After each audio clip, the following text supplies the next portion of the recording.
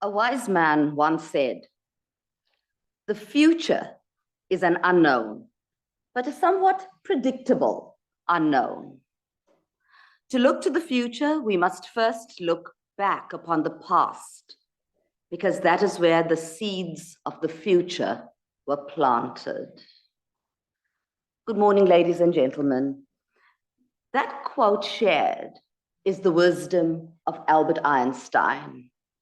And as it did for me, I hope that it would also for you help you to understand the importance of preparing today for the future.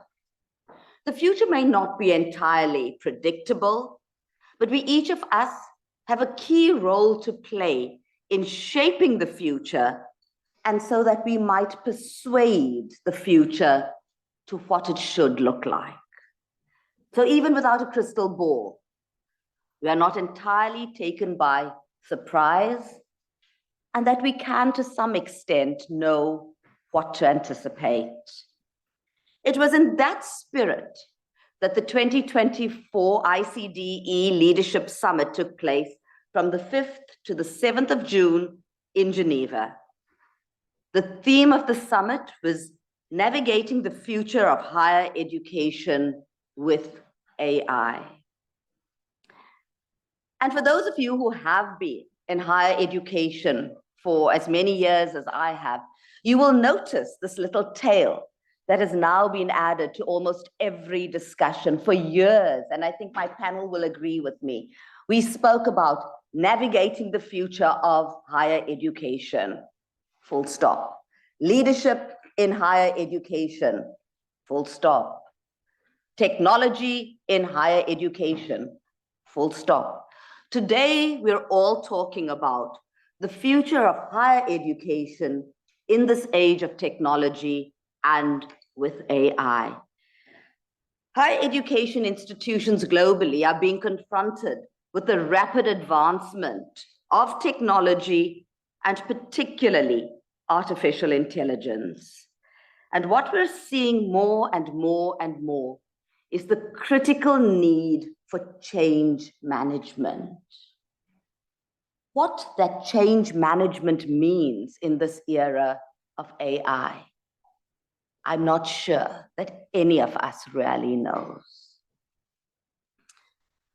Therefore, understanding how to navigate AI in higher education, as well as leading higher education in the era of AI, are actually two sides of that same coin. And how we spend this coin will be key to ensuring that higher education institutions can be prepared for the challenges, that they're able to harness the opportunities and the benefits of technology and AI, leading to more resilient and future-ready systems. I'm going to admit up now, I'm not a tech evangelist. I'm not sure about the future with AI, but I'm not a technophobe either. And so my panel is going to understand that very quickly from me, that the questions, the discussions, I'm hoping, will be robust and that they will harness all sides of the AI debate. The discussions at the ICDE Summit, Ebba, you were there, Amélé, you were there, Santiago, you were there, and I think you will agree with me. They were robust, they were honest, they were a little bit scary at times as we realized the unpredictability of what might be coming our way. Santiago Bellomo was at the summit, as I said, and he's one of the authors of the Policy Dialogue report that has been launched post the summit discussions. I urge you all to please download the report. The QR code is on the screen. Please read the report, but please read the report once, twice, and then read it again. So many seeds were sowed during the summit. And it is now up to all of us, to each one of us, to decide which of the issues raised in those discussions will be relevant to our various institutions, will be apposite for our context. You will see, once you start reading the report, that it is not a one-size-fits-all framework for everyone to follow. Rather, it is really a challenge to our thinking towards a better AI future. So please, once again, I ask you, please download the report. Don't read it now. Don't read it now.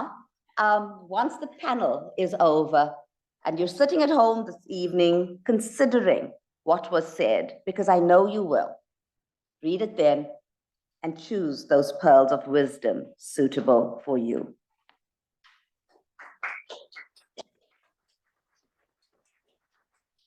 So, colleagues, our panelists this morning are Santiago Bellomo, Asha Kanwar, Ebba Ossiannilsson, and Amélé Ekué. And what they're going to help me do is to unpack that report, but also to help all of us move away from the notion of reactive higher education institutions to becoming more proactive as we look at preparing for this AI future. Santiago, I am going to start with you, and I'm going to ask you just in a few sentences, can you summarize the key takeaways from the report, and particularly those critical recommendations that we should ponder? Well, thank you. Before addressing your question, I would like to acknowledge the committee, the editorial committee, and also appreciate Amélé and Fadi's invitation, bold invitation, I must say, because I'm a philosopher, and it's quite a courageous move to invite a philosopher to join a team. Everyone made significant contributions, and I feel I won't do enough justice to all the work. Let me start by a selection of what may be the main findings within the main findings. The first notable aspect was the diversity of universities and their contexts. And this may seem obvious, of course, but what was shocking was the magnitude of the diversity. For example, one Chinese open university mentioned that it was piloting AI tools for 5 online courses with 5,000 students each. The total enrollment of 10,000 students in these pilots exceeded the entire population of most of the universities present at the summit. The second finding was, let's say, the gap we noticed between the future expectations of AI contributions to higher education confronted to what we might say the real world present contributions. There was a huge gap there. For example, I had the chance to attend to all the sessions in what we call the praxis track, where I was supposed to hear about real world applications. And I was surprised about the fact that most of the presentations were theoretical reflections about future opportunities and risks that AI might confront us with. Another finding was that we all agreed in our high expectations about AI contributions, but also we shared a pervasive fear about the AI divide that was mentioned before in the panel. A fear encompassing not only inequality of access, but also of disparities on student outcomes, even among those of them who had access to technology. And let's say the fourth and last finding I would like to share is a philosophical one. Everyone agreed about the need of a human-centered education. But we didn't gain much clarity about this concept and what this concept means. And this is important because of over-representation of values and worldviews from dominant cultures, which poses a huge challenge when understanding in the practical sense what it means, it actually means to have a human-centered education. That's all for now, because I will extend too much. Remember, I'm a philosopher. But Santiago, stay where you are, because the other question that I have is, with these findings, with our recommendations, so the recommendations have been put out there, do you think that universities are ready to implement the recommendations? Yes and no. They are ready, but they should be aware of what they must commit to. So I find this is a personal, not it didn't appear in the summit, but I'm doing some research about university staff knowledge on AI, and the results are shocking.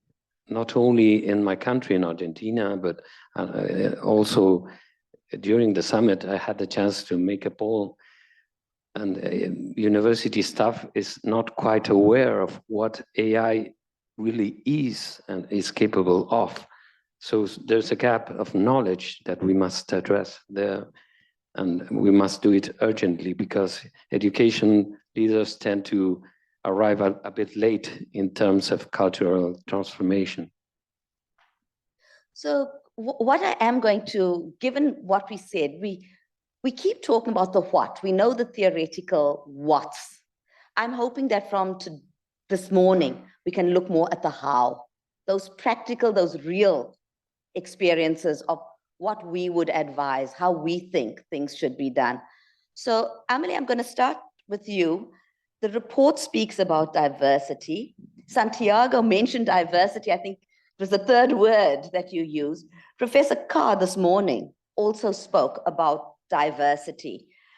How do you think we can build stronger and diverse networks to ensure ethical leadership and promote ethical AI? How do we do it, and what do we hope to achieve from these diverse networks? Thank you, Divya, for this question. I think it brings us back to a foundational question that we need to ask about what do we want to achieve with education and higher education in particular. And I think this question of AI and higher education exacerbates these questions around diversity, and we shouldn't restrict it and narrow it to the sole understanding of diversity in terms of cultural diversity, for example, or linguistic diversity, but there is much more diversity to take into account. I'm thinking, for example, and this is something that occurs to me as a critical area, that there is something that I would call the deferment of phases in the encounter and in the engagement with how we deal with AI and emerging technologies in general in the educational sector. What I mean is that we are concerned differently in the use and deployments of these technologies and how we translate these meaningfully in our educational praxis. And so in that sense, I would build upon what Santiago shared, that it urges us to pose the pedagogical question afresh and think about diversity in a much broader sense. It's all about, of course, inclusivity. We are dealing with knowledge, with the transmission, but also the creation, the sharing of knowledge, but how we are doing this and how can technologies facilitate that. On the one hand, that would be the positive, affirmative strand, but on the other hand, where are the risks and how can we, by including as many stakeholders as possible, and I would say that is the organizational dimension of the question. How can we organize that as many people as possible who are part of the educational enterprise can be part of such a conversation? And I imagine that this would lead to something like a new normative consensus building. This question of AI and education is one of the key normative consensus building questions of our times, I believe. And a forum like this is possibly a first step to building the diversity with a diverse network, but in an institution itself, would you see wider consultation? Because at the moment we have the board, the institution. In order to build the diversity and the understanding around it, who would be the stakeholders that you think we should be, or how different should we become?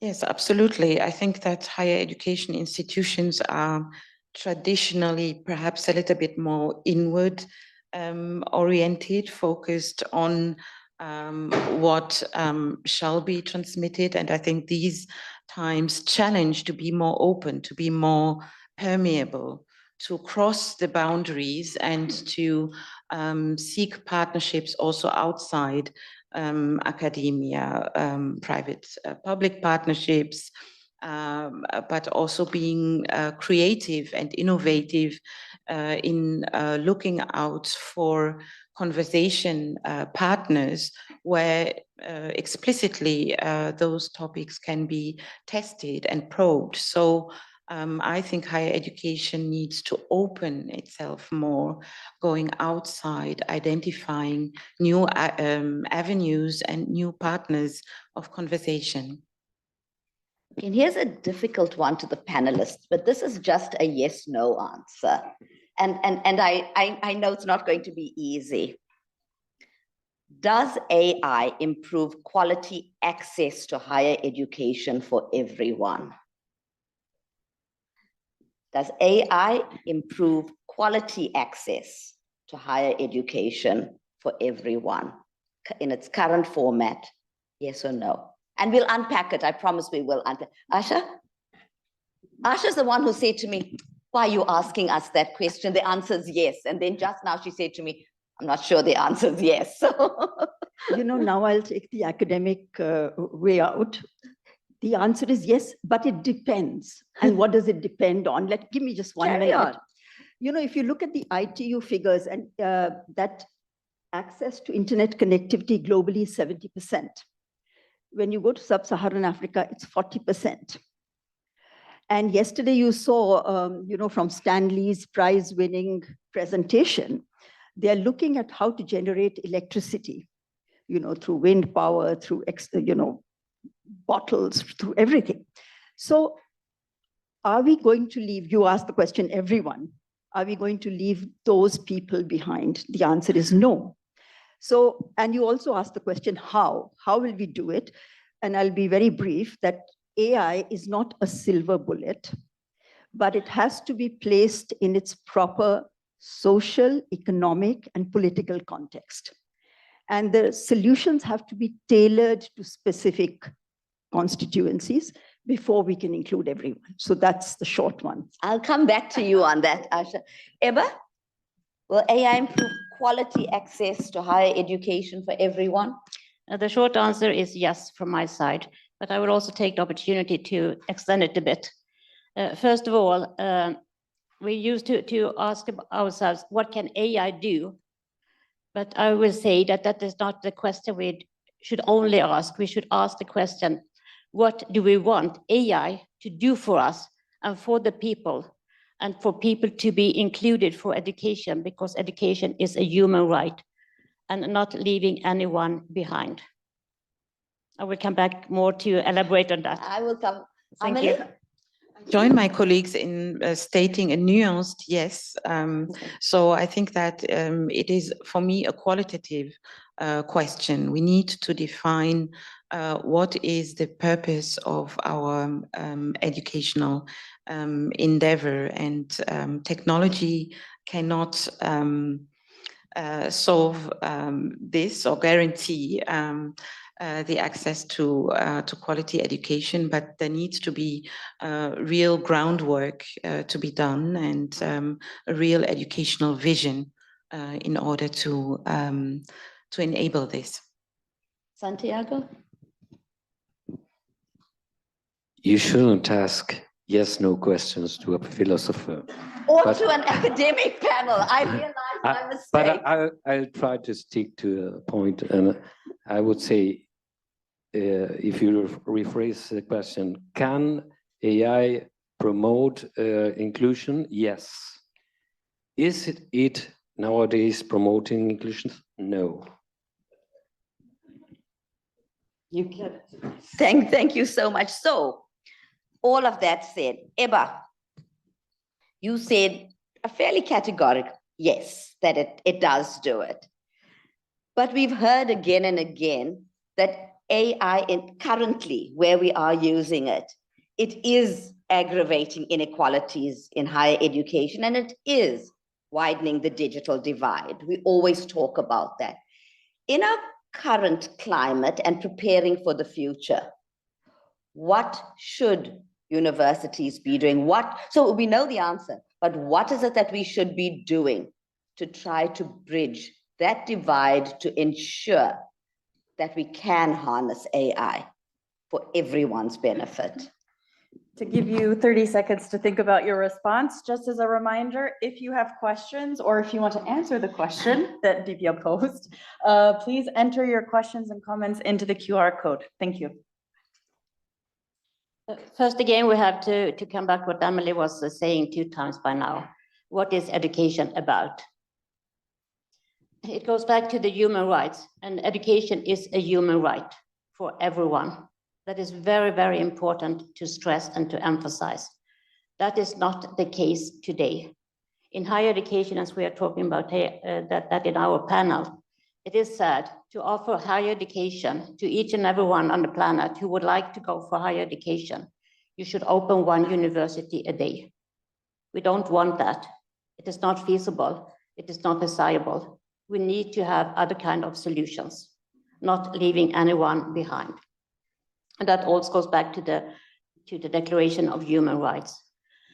So first of all, ethical leadership in higher education is so much more than about just decision making. It is about shaping the future of education, the future we want. And we all know that UNESCO has done a lot of nice work on this, not at least the Agenda 2030 on the SDG 4, which have an impact on all the other SDGs. It is just 8 years to 2030. It is urgent.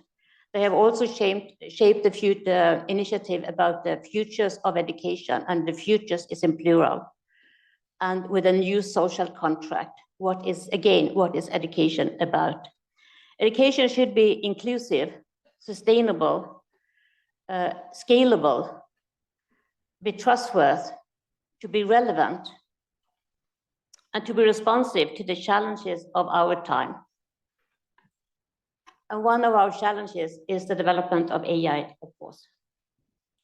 And by embedding those values of care, quality, curiosity, resilience, and agility into the educational institutions, leaders can ensure that higher education can fulfill those transformative potentials, and that we can do that with empathic approaches, with caring approaches, with well-being approaches for education.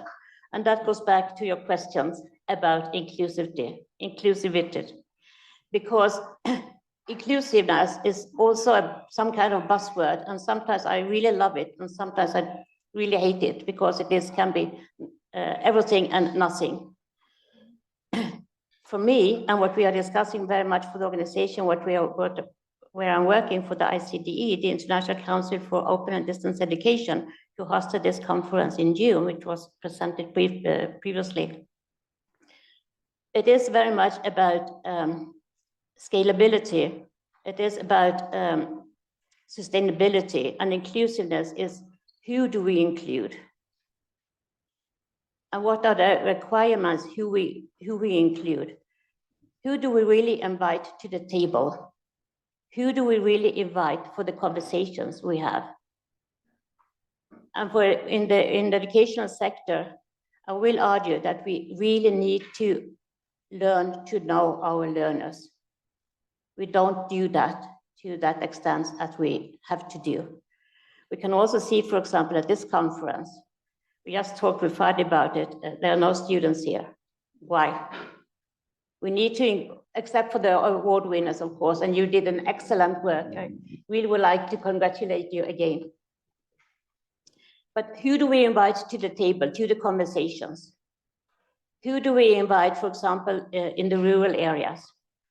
Quite often, institutions, universities, they think they are inclusive because they have that in the strategy, but they decide who will be invited to the conversations. I'll stop there for a while.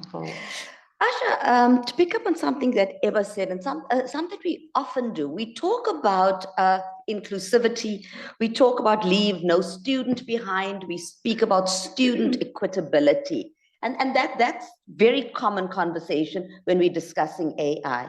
But just as we say leave no student behind, the conversation is now turning to leave no academic behind. What do you think the impact of AI on academics? Are our academics ready for a teaching and learning future with AI? Do you want me to continue? No, Asha, sorry. Well, I mean, of course, we mustn't leave our students behind. And there are a lot of students behind in higher education.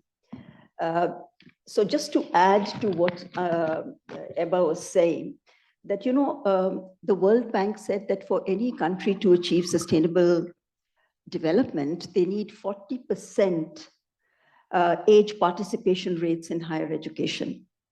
So globally, that's the figure. But in sub-Saharan Africa, it's below 10%. So how are we going to bring more people into higher education? And most governments, you know, we help them with developing policies, developed policies to establish dedicated single mode open universities. And Santiago mentioned one of the universities in China. The Open University of China has more than 1 million students. The Indira Gandhi National Open University in India has more than 1 million students. And it's very interesting that in the global north, open and distance learning is being offered with campus institutions, but in the global south, the governments are still establishing open universities. Now, this was democratization and massification of higher education for people who wanted it, but didn't have, you know, couldn't afford it, couldn't access it in remote areas. So they set up these universities, and the most recent one has come up in Kenya, the Open University of Kenya. But, you know, there were two things, you know, just to bring it back to AI, that were big problems. One was that the completion rates in open universities were very low, sometimes as low as 2%. So that gave a bad name to distance learning. And the second was that because the numbers were so huge, it was very difficult to give them personalized one-on-one student support. So now with AI, we have the opportunity to not just giving a one-size-fits-all curriculum for everybody, but to personalize education according to the needs. And the second thing which we can do is we can provide 24/7, you know, tutorial support using artificial intelligence. And the problem is that institutions still need guidelines on how to do it responsibly. The good news is that, you know, companies, last year, you remember when ChatGPT-4 came out, we sort of said, oh my goodness, now they're going, we have to pay for everything because that required a subscription. But this year, the good news is that the large language models are now being given out as open source, which means that now we can develop and use them. But what is happening in developing countries is that, for example, there's some large language model which was developed in California. You bring it to Hong Kong or to some institution in India. People are using it as is. So what is happening is that the biases which were introduced into those models originally by the original developers are now being replicated in different places because people don't have the capacity or the awareness to change it. So now to your question about what do we do with the faculty, I think there are courses available for CEOs on AI literacy. But I don't know of any course which is available for institutional heads or staff members. And here, as higher education folk, we can actually develop micro courses on AI literacy for both the heads of institutions, policymakers in ministries, and our teachers, and build the capacity so that they know what the pitfalls are of adopting these large language models, which are now free, and then sort of replicating those biases which are there.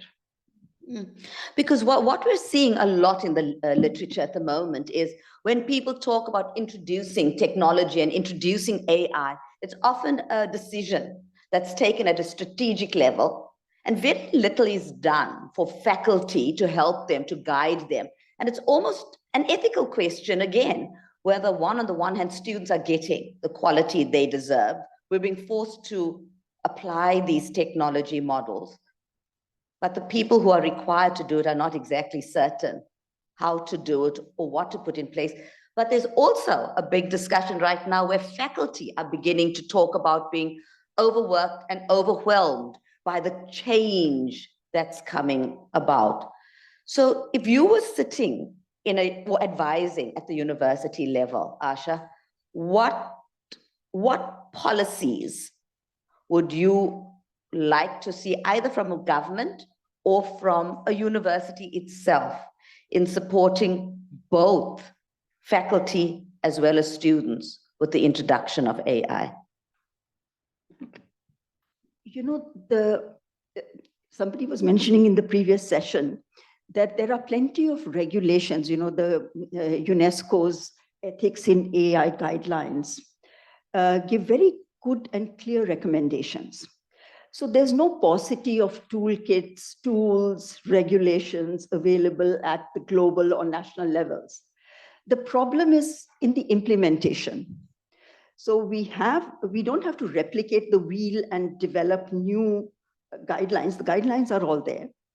Now we have to sort of use them. For example, UNESCO did a survey of 450 institutions globally. And they asked them, do you have any guidelines in your institution for how to use generative AI? Only 10% of those 450 institutions had those guidelines. So I think more needs to be done. There has to be more awareness. And one of the immediate things which I think institutions can do is, set up peer review boards within the institution. It's a very practical, simple solution. Put some people together and say that before we actually adopt and adapt any of these large language models which are coming out, let us actually review and see how they fit within our context and how we can localize. So a kind of almost stepwise reflection as we do, let's reflect, as we do, let's reflect. Amélé, all of us, I think we've now agreed that equitable access is one of the ethical challenges.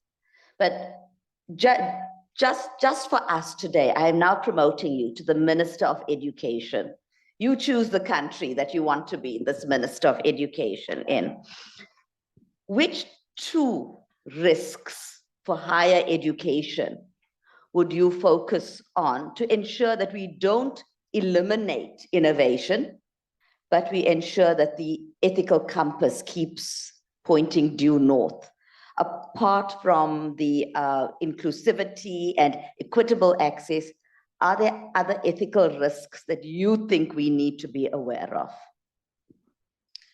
Yeah, I think that it brings me back to where I started. I think that there is a risk that we replicate the exclusion and different forms of exclusion that are already existent. And in that sense, I would say it's a true governance, it's a political question to ensure that this risk is appropriately addressed. I would say it's also a responsibility within the academic community to ensure that there are communities of learning, so to speak, that are diversely composed. And I think this is, as far as I can see,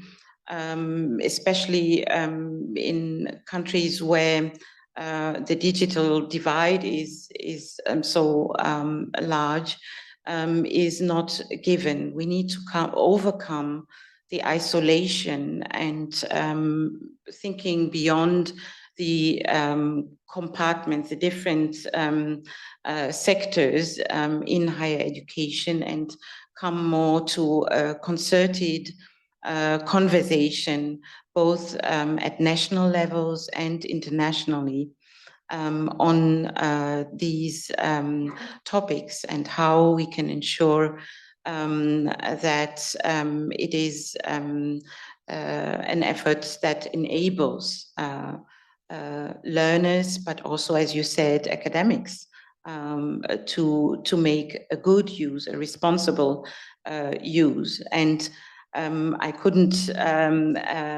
omit speaking about ethical leadership and ethical education. And we have made very positive experience with our partners in different regions who try to investigate how do we teach ethics, and how can a different kind of methodology in ethics education contribute to capacity building. And I think their ethical awareness or ethical discernment are important keywords. So that, to my mind, is also another important shift that we probably need to make from providing and transmitting a kind of inventory knowledge, and coming more to the how, and how do we learn, but also how can we discern such situations that present potential risks. So this would be some ideas on the governance side, but also on the academic side and the praxis of education. Do you think it'll help universities, for example, to have a common module for every single student on responsible use of AI?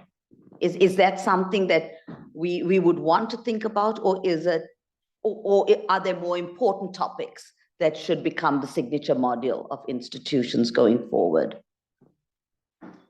I think that could be a very good idea. I think transparency and communication is very important, and we assume that we are all at the same pace with catching up with these developments, but it's so important to create spaces of conversation and of exchange on our diverse understandings. And I think that can help with this type of ethical consciousness or awareness I have spoken about, if, for example, such modules would be instituted, established, and further supported, indeed. Almost feels like we planned this, and I promise we didn't, but you spoke about diverse understandings. And Ebba, we use terms very often like fairness with AI, transparency. I think you used inclusion. We speak about equity and AI. Do you really think that there is a shared understanding? Is there common understanding? That first, let's go with that. do we all understand it similarly, and particularly the leadership who need to make it happen? Of course, all those words are very nice, and that sounds very nice, I think, for all of us. But sometimes they are really buzzwords. I think we have some kind of common understanding, but if we really would like to go deep into it and to really discuss what it is and what's in it for me, what's in it for me in my institution, what's in it for me in my country, what's in it for me in my region, etc., etc. I think we can, even in this room, have different kind of understanding what those words are about. So by saying that, I will build on what you were saying, Asha, about there are so many nice reports from UNESCO, from the European Commission, from OECD, from, I mean, a lot of those authorities around the globe. What I think is very important is to really try to understand what this is about and how this resonates where I am in my institution, with my students, for example, in my region. And that is a word, maybe also buzzword, but localization. I think it is very important to think global, because especially with AI, everything is so easy to collaborate and make partnership globally. And I think this is also really the key to move forward with not at least higher education. We have to do that much, much more. But we also need to localize it. Because what's in it for me? Because when you understand what's in it for me, then you are able to be responsible, to take actions, to have the mandate to make changes. And I think this is really, really important. So there need to be much more, as you were also saying, Amélé, about communication, about championships, about advocacy all the time, because all those changes which we may all like to have and which we all see are needed for the individuals and for the planet is always that it is people behind it. So people always come first, whatever kind of technology, whatever kind of things we're discussing, because change is made by people, for people. So there need to be allocated time for communications, for debates, for discussions. And that is really, really a leadership issue, I think. And that is also about ethical leadership. Leaders at all levels, macro level, meso level, micro level, have to take the responsibility to allocate time for people, academics, administration, students, all stakeholders involved, to take time to collaborate, to make changes, to debate, discuss, because again, change is made for people and by people. And I think this is really what is lacking today, because everything has to go so fast. And that is, of course, it does, but it is an investment. It is really an investment. And that is not always calculated in the budget for capacity building for the people and for the staff, together with the students. And students today, they are not the students as consumers, they are co-creators of education. I think this is also very important to take into this maybe not new, but to take in this debate, that we have to work together with our students. And also, as I think it was said yesterday, that we think often as students as the coming leaders, but students are the leaders of today. And just sticking with this issue around the AI risks, Asha, AI bias, I think it's a truism. It's something that we all know about, we've read about, we've experienced, whatever it might, but it's out there now. It's not a secret any longer. For higher education institutions, in the context of AI bias, what would your advice be? What are the things we need to be looking out for? What are the things we need to be careful about? You know, there are several types of biases. It could relate to ethnicity, race, gender. So let me just focus on one, which is gender, the gender bias. So gender bias is still alive and well in our society. But it becomes much more dangerous when we allow these biases to, infiltrate the data and algorithms, because now we can amplify it hugely and make it even worse. So, the stereotypes, everything gets sort of replicated and amplified through technology. So it's very important that we tackle these biases at the very root. And if you look again, you'll say I'm quoting data, but in the field of AI, there's only 30% women. And out of that 30%, only 5% are in leadership positions. And if you look at all the companies, the big AI companies, they are all headed by males. And it's not as if they are against women, but right now, they're thinking of, how to compete with the next person and develop the next technology.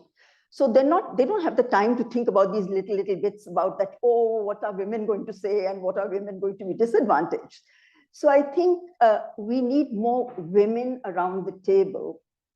And in fact, this year, there was a new IBM report which came out in April, in which 70% of European business leaders who said that we need, 70% of them said that we need more women in decision-making, processes, so that when we make decisions about AI, they are able to bring the feminist perspective or the women's perspective into it, so that we avoid those biases which are getting replicated in artificial intelligence. And then, the other stereotype we have that in the West, women are all very well represented. But it's very strange because one of the other data which came out, which was very interesting, is that 23% women in France were around the table in decision-making processes for AI. United Arab Emirates, 41%. And, we say, okay, they've got the whale, so they're not making a difference. But, this is the way we perpetuate stereotypes. So it was very interesting for me to see that. And what they were saying is that the reason why there are fewer women is because the pipeline from the STEM discipline, from the school level, is not, bringing enough women into the scientific stream. So one of the suggestions, of course, is that bring more women and leaders who will mentor other women, encourage more girls to enter STEM subjects, etc., so that, by the time they come to higher education, they are able to pursue. And then they should have better female policies for families, because a lot of women leave when they have children, and then they're always disadvantaged when they come back. So if you have good family policies, it's a very good report. So if people want to read it, but this is how we can eliminate the biases. And Asha, you spoke about the biases, but you also spoke about, and in your first sentence, it is dangerous. It is serious because it is exclusionary rather than inclusive as we want. So do you think we should consider a moratorium on AI, given the potential for bias, until we have resolved the issues in higher education? But who is going to be that, that super special entity that the world will listen to? I think even within the country, there will be not kind of, even if there is a regulatory body, it's so difficult for them to get the institutions that report to them to listen to them. So globally, I wish we were living in a utopia where everything would be, good. But the point is that each person can make a difference. And that's the point to start, rather than waiting for some top level person to, crack the whip and say, now go and do this. So Santiago, I'm going to come back to you now. You've listened to the panel. You were involved in writing the report. Can you see any of your recommendations in the panel discussion? And I'm going to ask you maybe to share with us some of the recommendations, and also, but to just pick up where there is alignment or disalignment even between the report and what the panel says. Thank you. There surely is an alignment, and that's an easy one, I think. Within the 10 recommendations you can find in this nice report, another one from Globethics. My favorite ones are the following. First, promote situated innovation. And that sounds like the word locally that you used, Ebba. It implies recognizing and valuing the conditions, the initial conditions of your institution, and setting expectations that align the real possibilities and the aspirations of the universities. As was mentioned, there's no one-size-fits-all solution for AI implementation. My second favorite recommendation is to promote and foster incremental approach to AI innovation. This implies following a gradual plan and making small-scale pilots, unless you are the Chinese open university with more than 1 million students. This, in a way, assures that staff keeps motivated in a way, and on the other way, you prevent from frustration that comes along with this gap between the expectation and the real possibilities.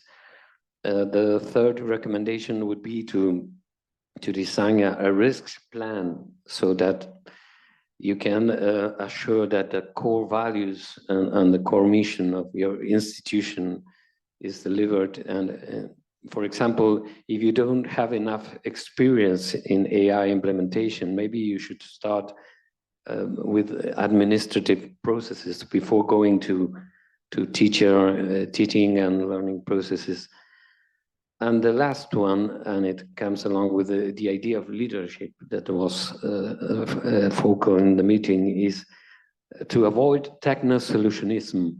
This is the idea that, in a way, the problems emerging from AI application and EdTech application in general can be solved with more AI and more technology. And we found during the summit about the importance of leadership. Leadership is a good leadership. It understands the complexity involved in AI application. Good leadership is able to, as it was mentioned, to develop change management with its cultural dimension. And ethics, as Amélé mentioned, involves commitment with ethics and values, so that we avoid the biases that AI presents us. Santiago, on that last one on leadership, the new leadership, and I can't agree with you more, and I think everybody's been saying the same thing. How do we get higher education leaders to understand that they need to start looking at leading differently? This is a new world happening. What do we need to do? That's an excellent question. I would like to recall Mark Nichols, the president of the ICDE, introduced a metaphor during the summit concerning AI eruption in higher education. It's like an elephant bursting into a room, he said. And I find this metaphor very suggestive, and I would like to take advantage of it. On the one hand, AI is like an elephant making a lot of mess. It creates disorder, uncertainty, confusion. So the first challenge for university leaders is to embrace confusion, uncertainty, disorder as a necessary step towards AI innovation. And this is very hard for universities, because we are used to be seen the ones who have certainty, who have a clarity and rigorous science about any subject. On the other hand, the metaphor tells us about an elephant that has a great power, huge power, and is able to pull heavy loads, even heavier than the ones that human beings can pull. But it is a brute force. So whatever intelligent AI might be, it is not intelligent enough to promote situated innovation, an incremental approach, to understand the complexity of AI innovation. That's where intelligent and ethical leaders do the difference, because human intelligence is the one who is capable to understand AI contributions and risks and deal with all of them in a transformative situation. And coming to the human element of it, Amélé, a term that's often used, or sometimes, don't know how often, but is techno-balance. Balancing the technology with the human spirit, with humanity, with the human being. So if we've all, and I've heard this from all of us here, that the human being is still important as we look at AI and we look at AI in higher education. So what do you think? How do we preserve, how do we enhance a more human-centric approach when implementing AI technologies, instead of saying AI will solve the problem? How should universities be promoting this? What do we need to take into account? Yeah, I would first say that I would not speak of human-centric, but I would, or human-centered, but I would speak of human-sensitive. And by saying so or nuancing it in this way, I think that we need also as humans have this critical introspection. And I think that comes to bear, especially in this topical area. And in the praxis of education and higher education, it's really to ask the question of what it means to be human and to be able to translate that into adequate measures, be it in the administrative, more procedural context, or be it in the more pedagogical realm of affairs. But I think that it's an opportunity, I would formulate it in this way, it's an opportunity for higher education institutions to perceive learning not only as learning outside, but also as learning inside, namely learning as institutions, how one can change the approach to organize and facilitate learning, but also research. We have spoken of the many opportunities to increase knowledge, also through technologies and AI, and to diversify the contributions if we have the capacities to discern and to offer that leadership. And that's why I would say a whole person education is necessary to develop these capacities and to make meaningful decisions. Thank you. And so, Asha, if we look at AI in higher education, very often it's not the institutions developing it. We're buying systems, we're getting systems from outside. What role do you think that the universities or higher education institutions can play in ensuring this culture of transparency, the human sensitive approach that Amélé speaks about? Is there a way in which that universities and institutions of higher learning can in fact influence the big tech developers towards becoming more human sensitive in their approach? You know, when they put out the large language models as open source, as many of them have done recently, the universities have that option of adapting and adopting and building their own chatbots based on their own courses. So that programming is possible. But also the role of the teacher is changing, like what we are talking about, you know, like earlier the teacher was the great sage on the stage. Now the teacher and the machine are in sync. And many people are calling it the hybrid augmented intelligence, where machine and human bring out their best attributes to work together for the best student outcomes among the children. And it's very interesting. One of the students said that, AI is also changing the power relationship between the teacher and the student, because now the student is GPT empowered.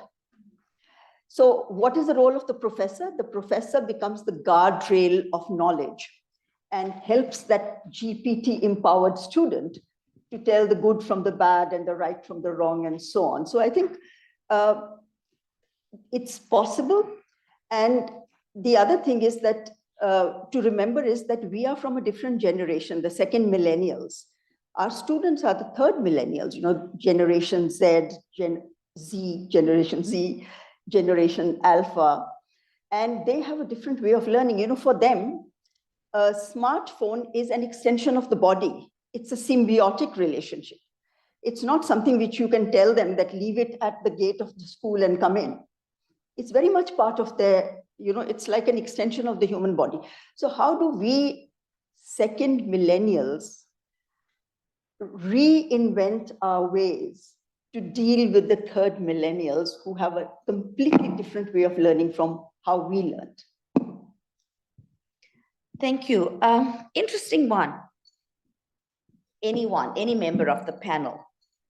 Are people infused by dominant culture able to reinvent themselves in order to guide responsible innovation? And I think that is something that we do see very often. It is very much the dominant culture that is putting out the new models there. Are they able to reinvent? Are they able to think differently? Are they able to put themselves into the shoes of others? And how? And I think that comes back, Asha, to your question also.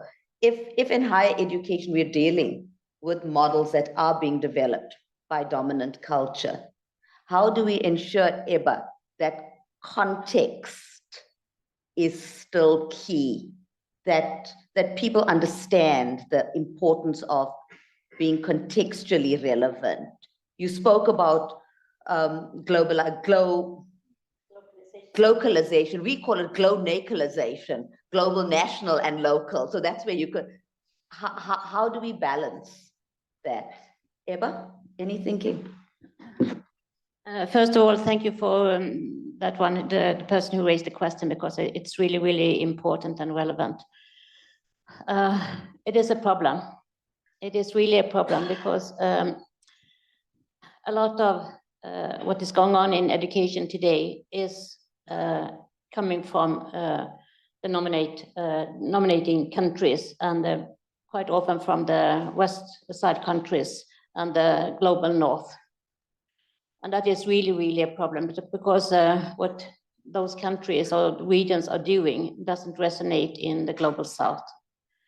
I see myself very much how this is really a problem, because I'm working with open education resources and sharing the ICDE global campaign about open education resources and open education, and a lot of those open and free resources are developed by the dominate countries and the dominating professors, and that resonated not at all in the global South.